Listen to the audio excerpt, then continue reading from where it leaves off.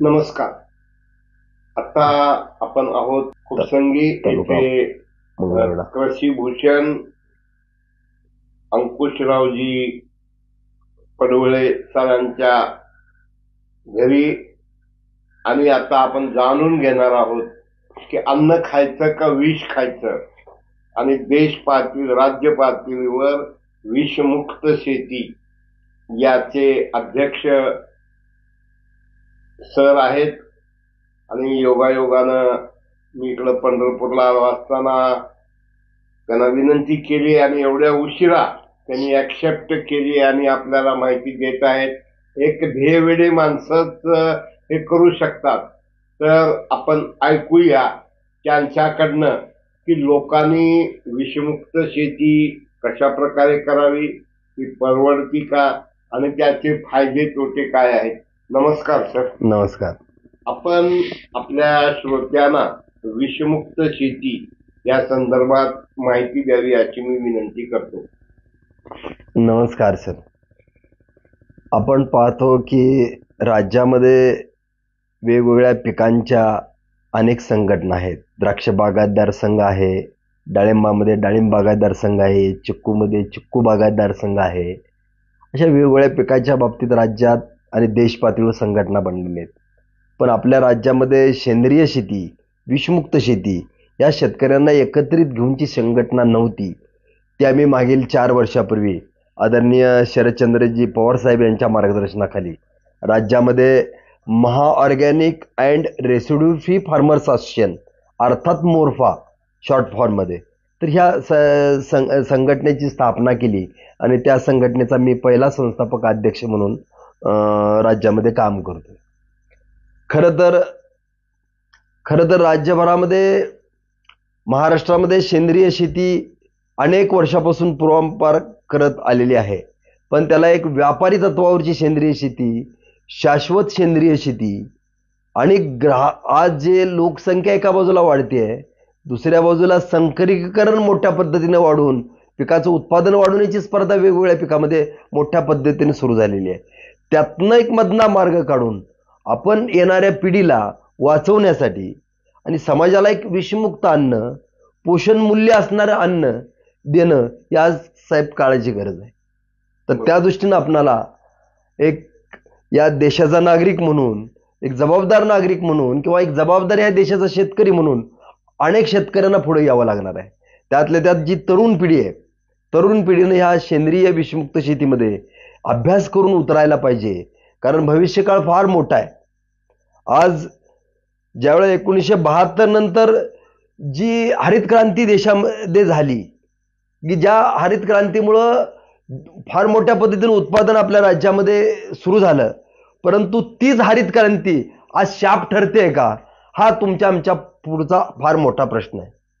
कारण एका बाजूला संकरीकरणानं आपण एकरी उत्पादन मोठ्या पद्धतीने वाढवलं, मार्केटचा विचार केला आणि शेतकऱ्याच्या आर्थिक दृष्टिकोनातून जर त्याचा विचार केला तर टोमॅटो सारखं पीक वर्षभरामध्ये 9 महिने मंदीत असते आणि 3च महिने तेजीत असते. म्हणजे एका बाजूला एका एकरात 5000 क्रेड उत्पादन करणारे शेतकरी आज महाराष्ट्रामध्ये टोमॅटो उत्पादन एका एकरात 5000 क्रेड उत्पादन करतायत आणि त्यातला 90% शेतकरी मंदीत शेती करतोय. मग हा संकरीकरणानं शेतकऱ्यांचा फायदा झाला का तोटा झाला, हाही विषय आपल्या राज्यापुढे आणि देशापुढे अत्यंत अभ्यासाचा विषय आहे.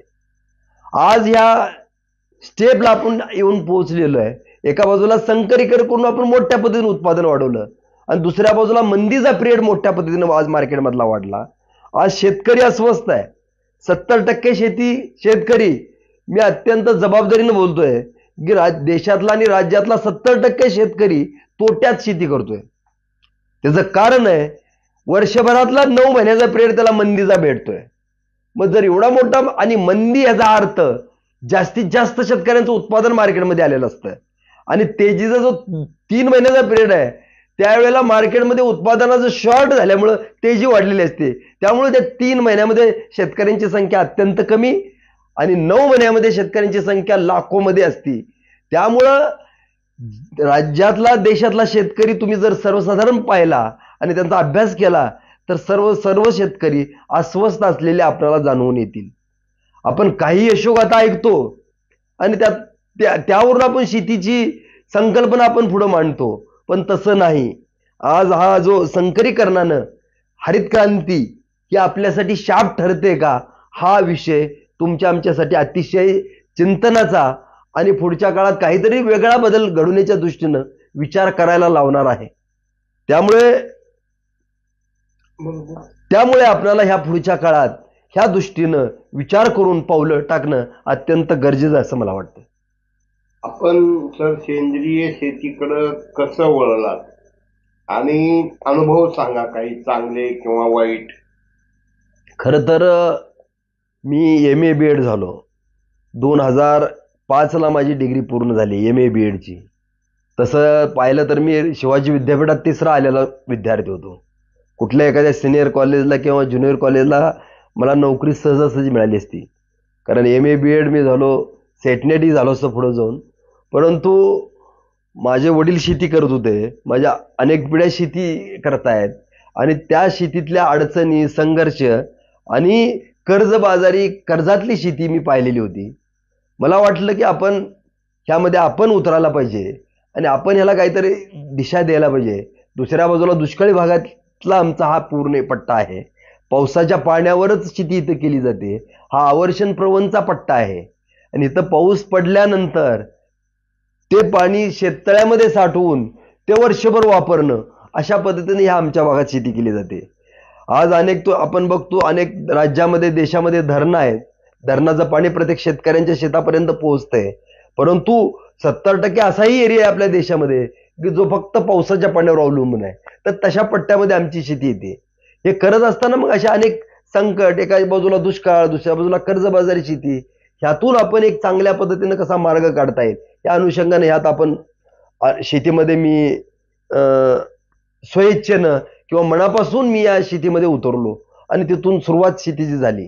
हे करत असताना मी जे सुरुवातीला सांगितलं, जे संकरीकरणाचे फायदे तोट्याचा अभ्यास मी केला, मार्केटच्या तेजी मंदीचा अभ्यास केला आणि मग शेतकरी जर 2 पैसे शेतकऱ्याला जर मिळायचे असतील आणि मार्केटचा अभ्यास करून जर पिकांच्या लागवडी शेतकऱ्यांनी केल्या तर निश्चितपणे शेतकऱ्याला 2 पैसे मिळतील आणि तो कर्जमुक्त होऊ शकतो. ह्या दृष्टीनं आपण अभ्यास करायला ज्यावेळेला आम्ही गेलो तेव्हा अनेक गोष्टी आमच्या लक्षात आल्या. एका बाजूला संकरीकरणामुळं जी आपण शेतीची मोठी व्याप्ती वाढवली, त्यामुळे अनेक तरुण शेतकरी तोट्याचं शेती ही अनुभव समोर दिसायला लागल्यामुळं शेतीपासून बाजूला चालले तरुण पिढी. त्या तरुण पिढीला शेतीत आणण्यासाठी अनेक शाश्वत शेती करण्याच्या दृष्टीनं आणि तिसऱ्या बाजूला जे भारतीय नागरिक आहेत त्यांना चांगलं पोषण मूल्य मिळावं, चांगलं अन्न मिळावं, ह्या दृष्टीने विचार करून आम्ही सेंद्रिय शेतीमध्ये उतरलो. एका बाजूला पैसे मिळवणं हा तर आहेच पार्ट, पण त्याही पुढे जाऊन लोकांना विषमुक्त अन्न मिळावं, चांगलं अन्न मिळावं, ह्या दृष्टीने सेंद्रिय शेतीमध्ये आलो. आपण महाराष्ट्र पातळीवरची संघटना स्थापन केल्यानंतर शेतकऱ्याला इन्स्पायर करण्यासाठी प्रदर्शन, मेळावे, शिबिर असे काही आयोजित केले का, त्याला प्रतिसाद कसा मिळाला? खरं तर आम्ही Maha organic and residue free farmers association, अर्थात त्याला शॉर्टमध्ये मोरफा असं या संघटनेला म्हटलं जातं. ह्या संघटना आदरणीय शरदचंद्रजी पवार साहेब यांच्या मार्गदर्शनाखाली आणि आमच्या या संघटनेचे व्यवस्थापकीय संचालक माननीय योगेंद्रदादा पवार, या संघटनेचे आमच्या उपाध्यक्ष स्वाती शिंगाडे, सचिव प्रल्हाद वरे, या सगळ्यांच्या माध्यमातून आम्ही ही संघटना राज्यभर या संघटनेची व्याप्ती वाढवली. प्रत्येक जिल्ह्यातले मेंबर ह्या झाले. जवळजवळ 7,000 शेतकरी ह्या आमच्या संघटनेला जोडले गेलेले आहेत आणि ह्यातून आम्ही चांगलं विषमुक्त अन्न करण्याच्या दृष्टीनं आपणाला काय करता येईल या दृष्टीनं आम्ही प्रयत्नाला सुरुवात केली. हे करत असताना आम्हाला 2 पातळीवर या संघटनेच्या माध्यमातून काम करणं गरजेचं होतं. एका बाजूला राज्य सरकार, केंद्र सरकारला सेंद्रिय शेती, विषमुक्त शेतीच्या दृष्टीनं कुठल्या योजना राज्यात आणि देशात आणल्या पाहिजेत ही एक जबाबदारी आमच्यावर आलेली होती. आणि दुसऱ्या बाजूला जे राज्यभरात शेती करतायत आणि सेंद्रिय शेती करण्यासाठी जे इच्छुक आहेत त्यांचं प्रबोधन करणं, चर्चासत्राच्या माध्यमातून त्यांच्यापर्यंत तो विषय घेऊन जाणं आणि त्याला शासनाच्या योजनेशी त्यांना लिंक करणं ही जबाबदारी खरं तर आमच्या या संघटनेवर येऊन ठेपलेली आहे. हे करत असताना आम्ही वेगवेगळे विभागीय पातळीवर मेळावे घेतले आणि त्या माध्यमातून आम्ही सेंद्रिय शेती करणं किंवा विषमुक्त शेती करण्याच्या दृष्टीनं पीक वाईज असेल तर त्या दृष्टीने त्यांचे मेळावे घेऊन त्या शेतकऱ्यांच्या मोठ्या पद्धतीने आम्ही प्रबोधन करीत आहोत. राहिला विषय मार्केटिंगचा, सेंद्रिय शेती उत्पादनांच्या मार्केटिंगचा विषय अत्यंत अवघड आहे. कारण आपल्या देशामध्ये तिची प्युअरिटी चेक करणं हे इतकं सोपी गोष्ट नाही आणि शहरातला ग्राहक सहजासहजी या गोष्टीवर विश्वास टाकत नाही. परंतु भविष्य काळात आम्ही या प्युअरिटीच्या दृष्टीनं बार कोडिंग असेल तर ह्या दृष्टीनं कशी सिस्टीम बसवता येईल याचा आम्ही विचार करतोय. पहिल्या टप्प्यामध्ये आम्ही जे राज्यामध्ये देशी बियाणं ज्या आपण 30-40 वर्षापूर्वी आपल्या राज्यामध्ये पिकवत होतो, ज्या गोष्टी भाजीपाला असेल, फळं असतील, जे देशी वाण जे नामशेष होत चाललेले आहेत ते वाचवण्यासाठी आम्ही आज प्रयत्न करतोय. अनेक ठिकाणी आमच्या मोरपाच्या शेतकऱ्यांनी सीड बँक तयार केलेल्या आहेत देशी बियाण्याच्या. बारामतीला एका शेतकऱ्यांनी केलेलं आहे, संगमनेरला एका शेतकऱ्यांनी केलेले आहे, सोलापूरला आणि पंढरपूरला एक सीड बँक अतिशय चांगल्या पद्धतीनं शेतकऱ्यांनी तयार केलेले आहेत. ह्या माध्यमातून आम्ही लोकांना सांगतोय एक वेळ उत्पादन कमी निघालं तर चालेल पण देशी वाण जतन करा आणि ते वाढवा. कारण ज्या वेळेला आपण संकरित टोमॅटो आणि देशी टोमॅटो एकत्र ठेवतो त्यातलं जर पोषण मूल्याचा जर विचार केला तर देशी वाण कितीतरी पटीनं पोषण मूल्य त्या देशी वाणामध्ये आहे. त्यामुळे आम्ही लोकांना सांगतोय उलट ते देशी वाण थोडं महाग मार्केटमध्ये असेल, ग्राहकांनाही आम्ही समजून सांगतोय की देशी वाहनाची जी भाजीपाला फळं मार्केटमध्ये येत आहेत ती तुम्हाला थोडी महागडी वाटतील पण त्याची टेस्ट, चव ती फार अप्रतिम आणि त्याची असणारी पोषण मूल्य कितीतर पटीनं चांगली आहेत. तर त्या दृष्टीने आपल्याला शेतकरी आणि ग्राहक यांच्या मधला दुवा म्हणून आपली संघटना काम करते. सर, मी नागपूरला गडकरी साहेबांनी कृषी प्रदर्शन बनवलं होतं, अॅग्रोव्हिजन. यावर्षी योगायोगानं मी दिवाळी अंकाच्या प्रकाशनासाठी गेलो असताना गुजरातचे राज्यपाल हे सेंद्रिय शेतीचे खूप मोठे पुरस्कर्ते आहेत. त्यांनी प्रॅक्टिकल त्यांचे व्हिडिओही आहेत ते मी त्या ठिकाणी पाहिलं.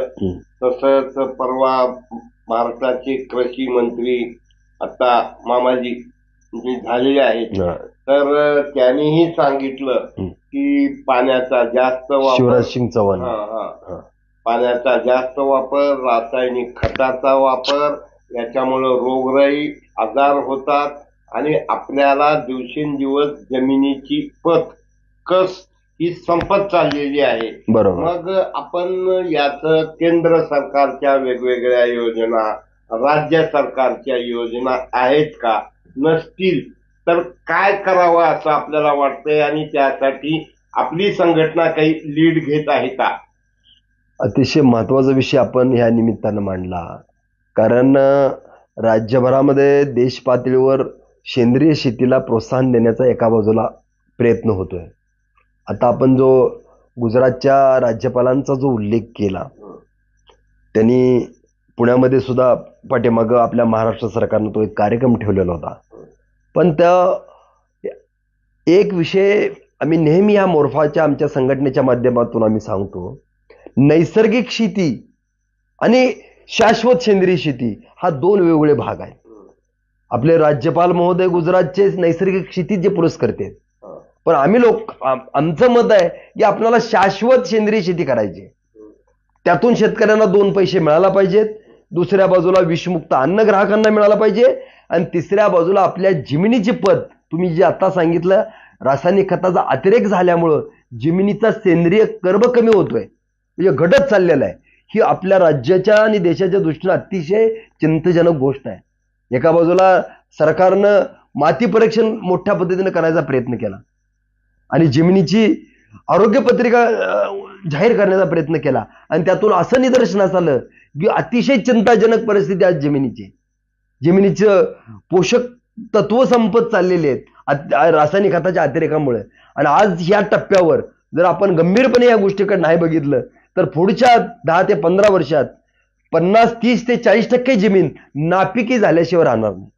तर त्या दृष्टीनं आम्ही राज्य सरकारकडे मागच्या 4-5 महिन्यापूर्वी एक बैठक घेतली होती आणि त्या माध्यमातून एक नैसर्गिक शेती हा विषय तुमच्या पातळीवर राहू द्या, पण आमचं असं मत आहे याला एक शाश्वत सेंद्रिय शेती जर मॉडेल घेऊन जायचं असेल आणि जमीन वाचवायची असेल तर याच्यावर फार मोठ्या पद्धतीने अभियान राबवावं. आणि ते राबवत असताना एका बाजूला कृषी विभागाच्या माध्यमातून शेतकऱ्यांचं प्रबोधन आणि त्यांच्या पातळीवर तिथल्या शेतातल्या प्रॅक्टिसेस हा एक पार्ट आणि प्रशिक्षण हे एक पार्ट राहावा. दुसरा पार्ट सहकार आणि पणन विभागाने जबाबदारी अशी घ्यायला पाहिजे की जे विषमुक्त अन्न सेंद्रिय अन्न शेतकरी पिकवतील ते विक्रीची व्यवस्था करण्याची जबाबदारी पणन आणि सहकार विभागाने घ्यावी अशी आम्ही राज्य सरकारकडे मागणी केलेली आहे. आणि त्या दृष्टीने आमचा पाठपुरावा बऱ्यापैकी अनेक गोष्टी आम्ही सरकारकडून पदरात पाडून घेतोय. कारण ज्या योजना सेंद्रिय शेतीसाठी गरजेच्या आहेत आणि ज्या दृष्टीनं आपण सेंद्रिय शेतीचा विकास, कारण महाराष्ट्रामध्ये सेंद्रिय शेतीला फार मोठा स्कोप आहे. कारण आपल्यासारखा प्रयोगशील महाराष्ट्रासारखा शेतकरी जगभरात नाही कुठं. कारण अनेक सफरचंद सोडलं तर सगळी फळपिकं महाराष्ट्रात येतात, सगळ्या प्रकारचा भाजीपाला महाराष्ट्रात येतो, तृणधान्य कडधान्य सगळ्या ऊस असेल हे तर मोठ्या पद्धतीनं सगळ्या प्रकारचे बेल्ट आपल्या महाराष्ट्रात आहेत. एका बाजूला हळदीचा बेल्ट आहे, एका बाजूला आल्याचा बेल्ट आहे आपल्या राज्यामध्ये, एका बाजूला कापसाचा बेल्ट आहे. तर ह्या सगळ्या पातळीवर जर आपल्याला तिथं एक विषमुक्त अन्न आणि जमिनीच्या आरोग्याच्या दृष्टीने जर विचार केला तर निश्चितपणे आपल्याला पुढचा काळ शाश्वत सेंद्रिय देशीच्या शेतीच्या दृष्टीनं आपल्याला जावंच लागेल. तरच आपण आपला शेतकरी वाचवू, आपली जमीन वाचवू आणि आपण देशातल्या नागरिकांचं आरोग्य वाचवू. हे सर्व करत असताना आपल्या डोक्यात काही संघटनेच्या वतीनं आणि तुम्ही काही असा प्लॅन की गव्हर्नमेंटनं काय काय करावं, केंद्र सरकारनं काय करावं, राज्य सरकारनं करावं या संदर्भात काही विचार केला आहे का? निश्चितच आता आम्ही राज्य सरकारबरोबर आमची अनेक वेळा बोलणी झाली. आता आम्ही लवकरच केंद्र सरकारशी आता बोलणार आहे, त्यांच्याबरोबर काय बैठका घेतोय. कारण याची जबाबदारी 2 पातळीवर निश्चित व्हावी लागणार आहे. कारण राज्य पातळीवरला काही मर्यादा आहेत, पण केंद्र सरकारनं देश पातळीवर विचार करत असताना आपल्या जमिनीच्या आरोग्याकडं आणि देशभरातल्या नागरिकांच्या, मी तुम्हाला एक किस्सा सांगतो. आम्ही 4 वर्षापूर्वी युरोपमध्ये आम्ही डाळिंब एक्सपोर्ट करत होतो आमच्या फार्मर्स प्रोड्युसर कंपनीच्या माध्यमातून. म्हणजे आमची फार्मर्स प्रोड्युसर कंपनी देशातली पहिली आहे की थेट डाळिंब शेतकऱ्यांचं डाळिंब एक्सपोर्ट करणारी युरोपला कंपनी आहे. तर ते करताना आमच्या लक्षात आलं की युरोपियन देश आपल्या लोकांच्या आरोग्यासाठी किती काळजी घेत आहेत. कारण आपण इथला एक कंटेनर युरोपला जर डाळिंबाचा पाठवला, तिथं कंटेनर उतरल्यानंतर त्या डाळिंबाचे सगळे टेस्टिंग ते तिथले सरकार करतं. युरोपमधलं नेदरलँड असेल किंवा तिथले युरोपियन देश तिथले आपल्या तिथं आपण पाठवलेल्या फळांची टेस्टिंग करतात आणि त्याची MRL लेवल चेक केल्यानंतरच आपल्याला परमिशन मिळतं की आपण तिथं ते फळं विक्री करावी. म्हणजे एका पातळीला आपण इथं चेक करून सगळं लॅब टेस्ट करून आपण ही फळं युरोपला पाठवली. तिथं गेल्यानंतर त्या लोकांचा आपल्यावर विश्वास नाही, ते लोक परत तिथं चेक करतात आणि मग ती जर सर्टिफाईड झालं, ओके झालं त्यांच्या दृष्टीनं, मगच ते आपल्याला तिथला कंटेनर ओपन करून त्या देशासाठी विक्रीसाठी पाठवला जातो. याचा अर्थ काय आहे? याचा अर्थ एकच आहे की युरोपियन देश आपल्या लोकांच्या आरोग्यांच्या दृष्टीनं अतिशय गंभीरपणे काळजी घेत आहेत. मग उलट आपण आपल्या देशाकडे ज्यावेळेला पाहू त्यावेळेला फार चिंताजनक गोष्ट आहे. कारण आपल्या देशामध्ये जगभरातून आयात केली जाते फळं आणि भाज्यांची. देशात फार मोठ्या पद्धतीने उत्पादन घेतलं जातं, परंतु त्याच्यावर कुठल्याही पातळीवर जे नियंत्रण असायला पाहिजे की ज्या मानवी आहारासाठी ज्या अपायकारक कीटकनाशकांच्या ज्या गोष्टी आहेत, जे अंश त्यामध्ये सापडत आहेत, त्या गोष्टीच्या दृष्टीनं इथं टेस्टिंग लॅब किंवा इथं देशांतर्गत त्या लॅब मोठ्या पातळीवर होणं अत्यंत गरजेचं आहे, पण ते आपल्याला दिसून येत नाही. त्या दृष्टीनं फार मोठी देशातल्या नागरिकांच्या आरोग्याच्या दृष्टीनं फार ही चिंताजनक गोष्ट आहे. जर हे असंच चाललं पुढच्या 10 वर्षामध्ये, मी तुम्हाला गॅरंटेड सांगतो 80 ते 90% लोक पुढच्या 10 वर्षात डायबिटीस शुगरच्या आहारी होतील आणि दुसऱ्या बाजूला 25 ते 30% लोक पुढच्या 10 वर्षात कॅन्सरग्रस्त आपल्या देशात असतील. अशा अनेक गोष्टी चिंताजनक आहेत देशात. तर आम्ही सरकारला या निमित्तानं सांगतोय की केंद्र सरकारनं आता पुढची पावलं जागरूकपणे टाकली पाहिजेत. देशाच्या बाहेरून येणारा जे आपण इम्पोर्ट करतोय भाजीपाला फळं त्याचं लॅब टेस्टिंग होऊनच देशात यायला पाहिजे. जे MRL लेवल असते, हे मानवी आहाराला अपायकारक गोष्टी त्यात जर आढळल्या तर त्या गोष्टींना देशात आपल्या बॅन असायला पाहिजे. पण एक खेदाची गोष्ट मी असं सांगतो, अनेक कीटकनाशक देशात बॅन आहेत, ती दुकानात जर विक्रीसाठी मिळत असतील तर ह्याच्यापेक्षा दुर्दैव आपल्या देशात दुसरं काय असेल असं मला वाटत नाही. तर आपण नकारात्मकता म्हणून नाही, पण आपल्याकडं युरिया म्हणजे सबसिडी किंवा पेस्टिसाइड, जंतुनाशक, औषध फवारणी ज्याच्यामुळं वासानं माणसं म्हणजे फवारणी करताना मरतात, याला बॅन आणण्यासाठी काही करता येणार नाही का हो सर? नाही, तुम्ही जो म्हणताय तो एक जे स्प्रेसाठी आणि जे त्यांच्यावर जे काय परिणाम होतोय त्यासाठी एक सेफ्टी किट आलेलं आहे, त्याचा वापर करून कीटकनाशक वापरता येतील. पण एक कसं आहे की विषमुक्त अन्न पिकवताना सुद्धा काही कीटकनाशकांची गरज असते, परंतु ते कीटकनाशक मारताना ते कीटकनाशक त्या पिकावर मारल्यानंतर ते पीक हार्वेस्टिंग होईपर्यंत ते औषध त्या पिकामधून नील झालेलं असलं पाहिजे. याला MRL लेवल चेक केली जाते लॅबमध्ये. तर त्या दृष्टीनं आपल्याला आम्ही या मोरफाज संघटनेच्या माध्यमातून विषमुक्त अन्न कसं पिकवायचं याचं प्रबोधन आम्ही अनेक शेतकऱ्यामध्ये करतोय. आणि पुढच्या काळात हे फार मोठं चॅलेंजिंग काम आहे. आपल्याला भाजीपाला आणि फळं विषमुक्त, ज्याला आपण रेसिड्यू फ्री म्हणू, ती पिकं घेण्याच्या दृष्टीनं आपल्याला शेतकऱ्यांना जागरूकता आणावी लागेलच. परंतु ते जे रेसिड्यू फ्री उत्पादन आपण करू त्याला चांगला व्हॅल्यूही मार्केटमध्ये मिळाला पाहिजे, तर शेतकरी मोठ्या पद्धतीने त्यामध्ये वळतील. तर त्या दृष्टीनं त्या पिकाला व्हॅल्यू मिळवण्यासाठी सरकारकडं आपल्याला सगळ्याला मिळून पाठपुरावा करावा लागणार आहे. आणि दुसऱ्या बाजूला शेतकऱ्यांना विषमुक्त रेसिड्यू फ्री अन्न, ऑर्गॅनिक अन्न पिकवण्याच्या दृष्टीनं त्यांनाही आपल्याला तंत्रज्ञान द्यावं लागणार आहे. सर्वात महत्वाचं म्हणजे आपल्याला कृषी भूषण कधी कुठल्या विषयामुळे मिळालं? खरं तर मला हा सेंद्रिय विषमुक्त शेतीमधलाच कृषी भूषण 2017ला मिळाला.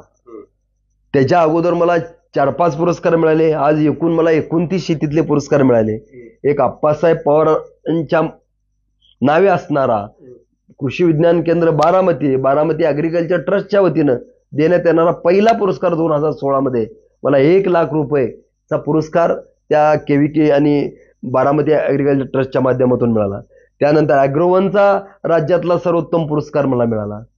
अनेक संघटना, पुसदच्या वसंतराव नाईक संघटनेच्या माध्यमातून देणारा पुरस्कार मिळाला. आणि त्याचबरोबर महाराष्ट्र शासनाचा सर्वोत्तम असणारा कृषीभूषण पुरस्कार 2016ला विषमुक्त शेती आणि आवर्षण पुरवण पट्ट्यामध्ये कमी पाण्यावरची शेती, फळ पीक, डाळिंब करण्याच्या दृष्टीनं जे आपण प्रयोग करतोय आणि हे आपले प्रयोग आणि आपल्याला ज्या चांगल्या गोष्टी आढळल्या त्या आपण अनेक शेतकऱ्यापर्यंत पोहोचवतो. आज मी नियंत्रित शेती करत असताना माझ्याकडे 2 एकर शेडनेट हाऊसची शेती आहे की ज्यात रंगीत ढोबळीची मिरची करतोय आपण, म्हणजे लाल आणि पिवळी. तर तशा आमच्या ग्रुपच्या 300 शेतकऱ्यांना आम्ही उभा करून दिले शेडनेट हाऊस. ते करताना बँका कर्ज देत नव्हत्या. माननीय कलेक्टर त्यावेळेचे आमच्याकडे होते, तुकाराम मुंडे, सोलापूरला, मागच्या 10 वर्षापूर्वी. त्यावेळेला त्यांच्याकडे आम्ही पाठपुरावा करून बँकाकडून 15 कोटी रुपयाची कर्ज आम्ही शेतकऱ्यांना उपलब्ध करून दिली. दुसऱ्या बाजूला त्या शेतकऱ्यांना 50% अनुदान मिळवण्यासाठी मोठ्या पद्धतीने प्रयत्न केला. आणि अशा दुष्काळी पट्ट्यामध्ये कमी पाण्यावरची शेती कशी करता येईल असे सगळे वेगवेगळे प्रयोग करत असताना आणि परत विषमुक्त शेती करत असताना या सगळ्या प्रयोगांची दखल म्हणून राज्य सरकारनं कृषीभूषण पुरस्कार मिळाला. गेल्या वर्षी परत केंद्र सरकारचे 2 पुरस्कार मिळाले. NHBचा देश पातळीवरचा पुरस्कार मिळाला. आणि तिसरा ICR जी आपल्या देशातली संशोधन, कृषी संशोधनातली जी मदर संस्था आहे ती ICR आहे. त्यांचाही पुरस्कार मला गेल्या वर्षी केंद्रीय कृषी मंत्र्यांच्या हस्ते मिळाला. अशा अनेक पुरस्कार मिळाले. परंतु आपण काम करत राहणं अत्यंत गरजेचं आहे.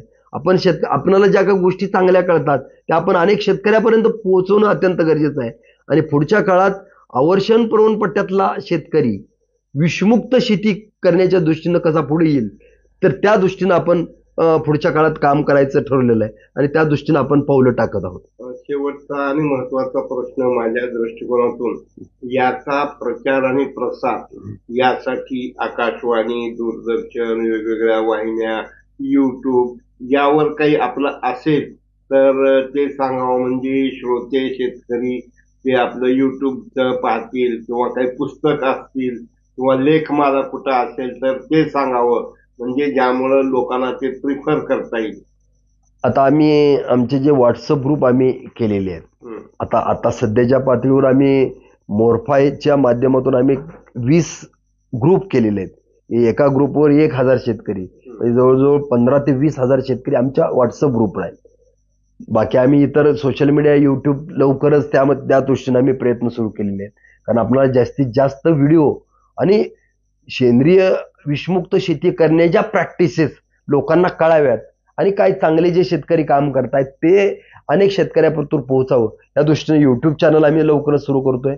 आणि मग तो फेसबुक पेज आणि इंस्टाग्रामवर कसं लिंक करता येईल या दृष्टीने आम्ही प्रयत्न करतोय. पण आजच्या ह्या घडीला आम्ही आमच्या मोरफाच्या व्हॉट्सअप ग्रुपच्या माध्यमातून अनेक शेतकऱ्यांच्या संपर्कात आहोत आणि एकमेकाच्या हिशोबात आम्ही शेअर करून शेतकऱ्यांना प्रबोधन करतो.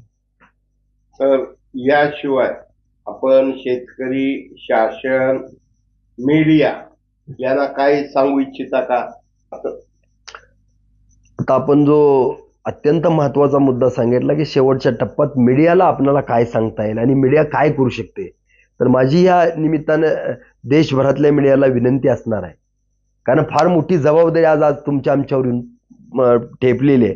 कारण आपल्याला जर देशातल्या नागरिकांचं आरोग्य वाचवायचं असेल, त्यांना कॅन्सरपासून वाचवायचं असेल, डायबिटीस शुगरपासून वाचायचं असेल, नैसर्गिक आहार जास्तीत जास्त लोकांना मिळणं अत्यंत गरजेचं आहे. देशी वाणापासून ज्या काही गोष्टी बनतात, मूग, मटकी असेल, उडीद असेल, अशा ज्या काही गोष्टी आहेत की ज्या दुर्मिळ होत चाललेल्या आहेत, जे वांग असेल, टमाटो असेल, गवार असेल त्यातले देशी वाण, भुईमूग असेल साधं त्यातलं देशी वाण, अशा अनेक देशी वाणाच्या काही गोष्टी आहेत त्या पुढं आणून कशा लोकांना आपल्याला त्यातलं जागरूकता ग्राहकामध्ये आणणं गरजेचं आहे. एका बाजूला शेतकरी आम्ही अनेक तयार करायला, हजारो शेतकरी तयार करतोय, पण आज अनेक शेतकऱ्यांच्या आमच्याकडे अडचणी येत आहेत की आम्हाला पाहिजे तसा व्हॅल्यू मार्केट मिळत नाही. आणि ते एवढी जर रासायनिक खतं त्या जमिनीला दिली तर ती जमीन अतिशय पोषक राहू शकते. जमिनीचा जो घटत चाललेला सेंद्रिय कर्ब आहे तो वाचवण्याच्या दृष्टीने आपल्याला सेंद्रिय खतं कशी जास्तीत जास्त, शेणखताचा वापर जास्तीत जास्त कसा करता येईल, हिरवळी खतांचा वापर करून जमिनीचं आरोग्य कसं सुधारता येईल, ह्या दृष्टीने आपल्याला प्रयत्न करायचा आहे. पण या छोट्या छोट्या गोष्टी आपण प्रसार माध्यमाच्या माध्यमातून अनेक हजारो लाखो शेतकऱ्यापर्यंत पोहोचू शकलो तर मला नक्की खात्री आहे की छोटं जरी एखादी गोष्ट कुठं घडली आणि ती माध्यमाच्या माध्यमातून जर लाखो शेतकऱ्यापर्यंत गेली तर निश्चितपणे आपल्या देशातले शेतकरी ते स्वीकारतील. तर त्या दृष्टीनं आपण सगळ्यांनी प्रयत्न करावा. आणि दुसरी गोष्ट, सरकारला आम्ही परत विनंती करतोय की जे युरोपियन देश ज्या पद्धतीने जागरूक होऊन आपल्या लोकांचं आरोग्य सांभाळण्याच्या दृष्टीनं काम करतायत, तसं भारत सरकार, एका बाजूला आपण कृषी प्रधान देश म्हणतोय आणि फार चिंताजनक अवस्था देशाची झालेली आहे शेतीच्या दृष्टीनं, ती जर अवस्था सुधारायची असेल आणि शेतकऱ्यांची आर्थिक उन्नती व्हायची असेल आणि दुसऱ्या बाजूला नागरिकांचं आरोग्य सुधारायचं असेल तर सरकारने याचा मधला पार्ट म्हणून मोठी जबाबदारी घेऊन तशी पावलं जर सरकारने टाकली तर मी गॅरंटी देतो की पुढच्या काळात देश तर स्वयंपूर्ण होईलच सेंद्रिय उत्पादनाच्या बाबतीत, पण जगावर देश आणि महाराष्ट्र राज्य करेल सेंद्रिय उत्पादनाच्या बाबतीत, याबद्दल मला खात्री आहे. फक्त सरकारनं या बाबतीत, राज्य सरकार आणि केंद्र सरकारनं गंभीरपणे पावलं टाकणं अत्यंत गरजेचं आहे. त्या दृष्टीनं पावलं टाकावीत एवढीच या निमित्ताने मी अपेक्षा व्यक्त करतो. तर म्हणजे आणखीन एक प्रश्न मला जाणवला की आमच्याकडे जो सोनटक्के म्हणून शेतकरी आहे, श्याम सोनटक्के, त्यांच्याकडं डाळ, ज्वारी, गहू, नंतर तांदूळ, वेगवेगळ्या पदार्थ, पिवळ्याची ज्वारी वगैरे, तसं एक ठिकाणी त्याच्याकडे असतं आणि मिळतं, तो विक्री करतो. आणि बऱ्याच वेळा पुरवठा कमी आणि मागणी जास्त होते, भाव जरी जास्त असला. तसं आपल्या महाराष्ट्र पातळीवर काही करण्याचा मनोदय किंवा काही कृती आहे का? निश्चितपणे. आत्ताच आमची एक बैठक झाली पुण्यामध्ये आदरणीय पवार साहेबांच्या हस्ते. जवळजवळ 3 तास आम्ही ऍग्रिकल्चर कॉलेज शिवाजीनगरच्या तिथं डॉक्टर शिरनामे सभागृहात आम्ही 3 तास बसलेलो होतो. आदरणीय पवार साहेबांनी राज्यभरातल्या प्रत्येक जिल्ह्याचे आमचे संचालक आणि जिल्हा अध्यक्ष त्या बैठकीला सगळे उपस्थित होते. आणि तिथं आम्ही एक अत्यंत महत्वाचा निर्णय घेतलाय की महाराष्ट्रातल्या प्रत्येक शहरामध्ये मोरफा सेंद्रिय कट्टा सुरू करायचा. तर त्या माध्यमातून आम्ही मोरफा सेंद्रिय कट्टा सुरू करून त्यातून काय आम्ही करणार आहे की त्या परिसरामध्ये जे काही सेंद्रिय विषमुक्त अन्न पिकवत आहेत शेतकरी, त्या शेतकऱ्यांनी म्हणजे साधं देशी कोंबडीच्या अंड्यापासून ते सगळ्या प्रकारच्या डाळी असतील, फळं असतील, भाजीपाला असेल, E2 मिल्क ज्याला आपण गीर गाईचं दूध असेल त्याच्यापासून बनवलेले काही पदार्थ असतील, तर अशा सगळ्या तूप असेल देशी, तर अशा सगळ्या गोष्टी त्या त्या भागातल्या शेतकऱ्यांना आपल्या जवळ प्लॅटफॉर्म मिळावा ह्या दृष्टीने आम्ही 15 ऑगस्ट पासून त्याची फार मोठ्या पद्धतीनं सगळ्या राज्यभरात सुरुवात करतोय. ही एका बाजूला.